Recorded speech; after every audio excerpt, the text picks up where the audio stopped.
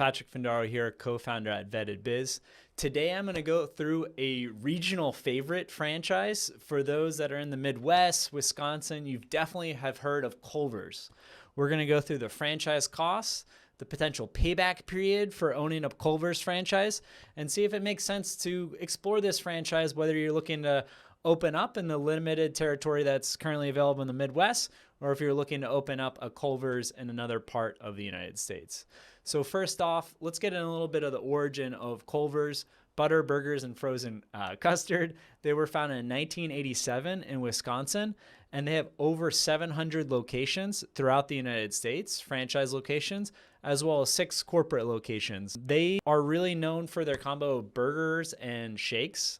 And their slogan is "Welcome to Delicious." So if you've ever been to one, you definitely know what they're all about. Very strong culture, great tasting menu, and it should be no surprise that they've grown to 700 plus locations in about a 35-year period. They have a new CEO, Enrique Silva, who's a pretty recent addition to the Culvers organization, and Craig Culver, the founders, still acting as the chairman for this franchise organization. So comparing it to other food and beverage franchise, a Culver's franchise royalty is going to be 4%, where the average is 5.3% for food and beverage concepts. And then when you look at the advertising costs, it's pretty much aligned with the average for food and beverage concepts at 2.5% for a Culver's franchise. Now, going into the franchise fee, the fee paid to the franchisor Culvers is going to be anywhere from $20,000 to $55,000. To open up a Culvers franchise, it's going to cost you about $2 million to $5 million, but keep in mind that includes the build out, the land, everything to own the real estate, the building, as well as operate a Culvers restaurant. Now, the franchise opportunities, there's really nothing available unless you're a current franchisee. And most of Wisconsin, Michigan, even the west coast of Florida, the Gulf Coast, where a lot of folks from the Midwest come down, there's nothing available going all the way up to Tampa Bay, down to Naples. It's only available if you already are a franchisee of Culvers. And there are some states that they want to expand in the future, like the West Coast and the Northeast. But right now, they're actively looking to expand throughout the Midwest, Minnesota, Missouri, Iowa, as well as the Rocky Mountain states like Utah, Idaho, Colorado. So there is territory available, and they don't want to just open up in any location. And they're really focused on some of those states that I just went through today. And in the future, opening up in the West Coast, Oregon, California, Nevada, as well as the Northeast. All right, so how much does a Culver's franchisee make? They're doing average sales of about $2.6 million, which is substantially better than most quick service restaurants.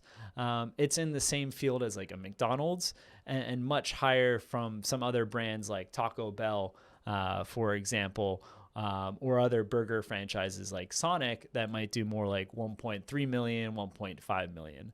So they have a great system. Again, it's a bit expensive, but you do own the land, and you could sell that land and recoup pretty much your entire initial capital to open up a Culver's if you invested close to $2 million range. If you invested closer to $5 million, if you want to recoup your initial capital, it's going to take some time and operating the business to get that cash flow going to recoup your initial capital investment. But there are Culver's franchisees that will open up, they'll develop a site, own the land, get the location open, and then sell the building and the land to a REIT or a private real estate investor. So they basically recoup their initial capital expenditure very fast. This could be done in less than 24 months. So it's a nice model that Culver's has, and people are willing to pay a lot of money for Culver properties because they have a very, very low default rate, and they have a very high success rate across the system over the last 35 years.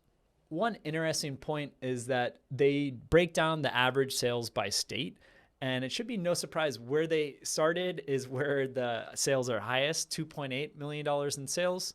But pretty much by state, it's across the board over $2 million in sales, which is pretty good for a quick service restaurant. We looked at the payback period just thinking about the business side, not looking at the land building if you sell those, but if you're just looking at the initial capital investment, the midpoint at 3.9 million, it will take you 10 to 17 years to recuperate your capital.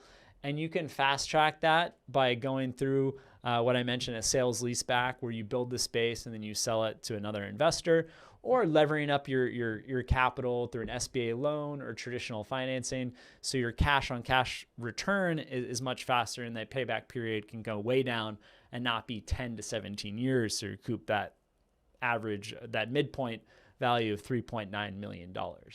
Overall, I'd say that if you're in some of the territories that Culvers is looking to expand currently, in the Mountain West, in the Midwest, it's definitely a concept to look at if you're exploring QSR restaurants, if you have restaurant experience, if you have developed land in the past, retail shops, it might be an option for you to explore. I hope you found this video informative. Shoot me an email at patrick@vettedbiz.com if there's another franchise you'd like us to review. Thanks.